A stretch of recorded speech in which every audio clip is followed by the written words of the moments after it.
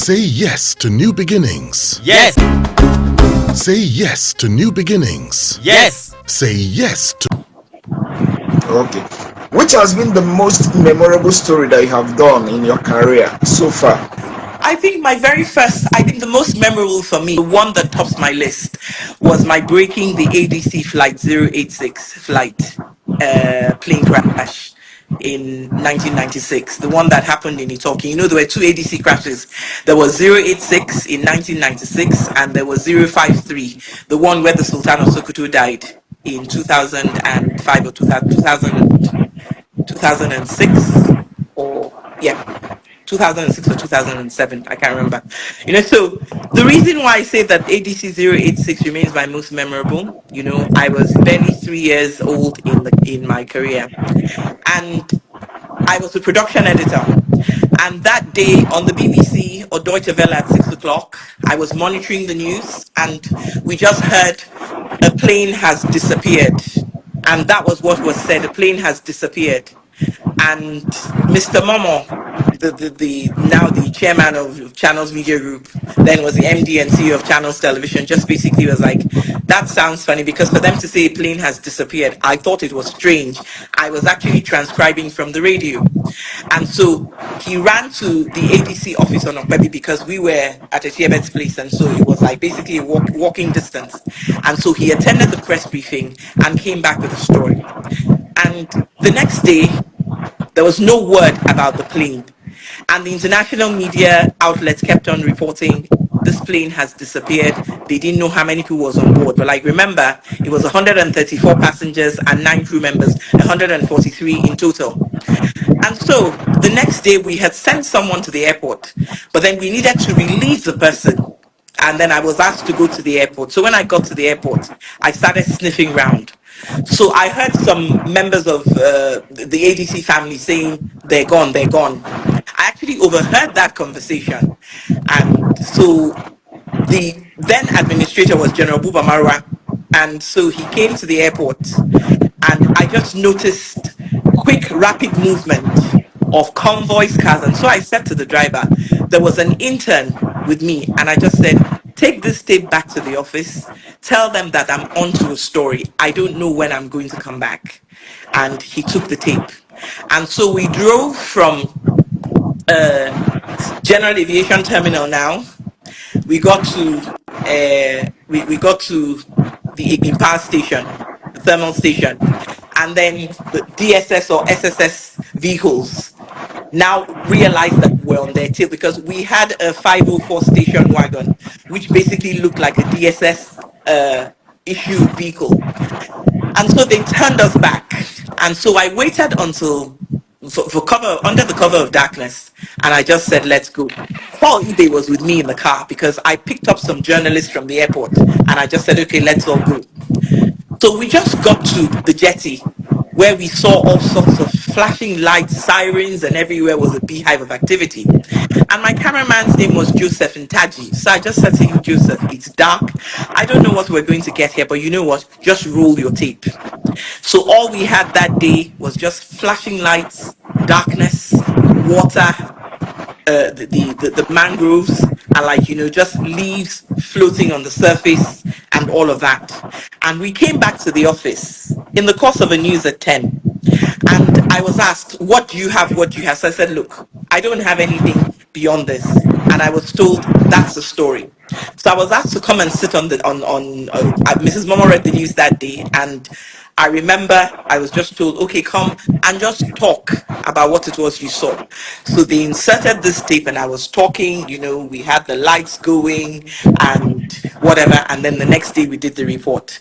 And so we stayed with that story. My cameraman, Joseph, happened to be a diver. So when we went back the next day, Joseph was actually part of the dive team, and as you know, flight 086, nothing was found beyond the mangled engine block, and human remains were no more than a basket. I'm being a bit gory. I hope nobody has queasy stomachs here.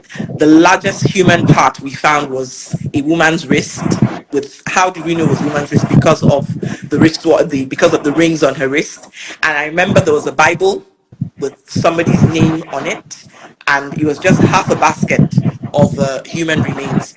So that story basically would have been my most memorable. And of course, all of my coverage of the wars across the West African sub-region, where I was up close with uh, child soldiers, non-state actors who were so very young. And I had gone to do a story on them at the refugee at a Caritas camp somewhere outside of Freetown.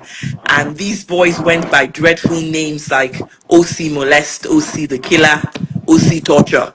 And they ended up singing a song in Creole language, talking about how they had done bad. And one of the agitators and combatants had said to them, like, you know, you need to fight and liberate Sierra Leone from a lot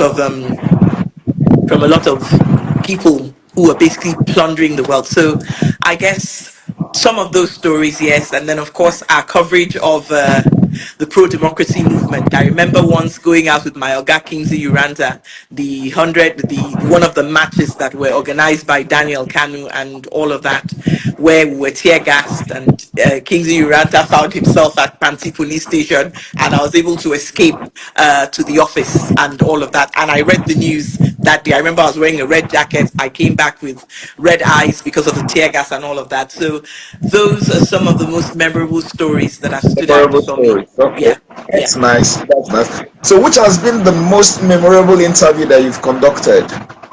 Uh, I've done so many, but again, with a guy called Fode Sankor, the leader of the Revolutionary United Front.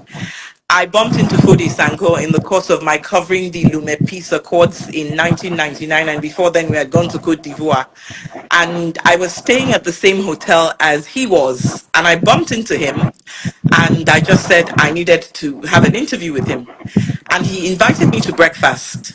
He invited me to breakfast at the Hotel du Février, which is basically almost overlooking the Palais des Congrès in Lomé. And we were at a restaurant on the 35th floor. And before the camera started rolling, I was asking him questions. And I'm like, I am trying to understand how a man who is so gentle and as soft spoken as you are, who's very courteous, would be the one who is bringing so much pain and hardship. Because when I got to the interview with Fude Sanko, he got up, he pulled my chair to the back for me to sit down, and basically he poured me tea or coffee in my cup. And it was just shocking that someone who had impeccable manners, who spoke barely above a whisper, would be accused of all of these horrific things. Now, remember, I was in Freetown at the time where the RUF was on the offensive. I witnessed firsthand where dead bodies were lying on the streets of Freetown and across Sierra Leone for so many days on end, where you had vultures picking at human remains. You know, we had seen from a distance where you would have rebels shooting at pregnant women to bring out fetuses, to bring out unborn babies and fetuses from their stomachs. You know, so one one has seen a lot of that, and Okay, yeah. all right. Who would you have wanted to interview that you haven't been able to do?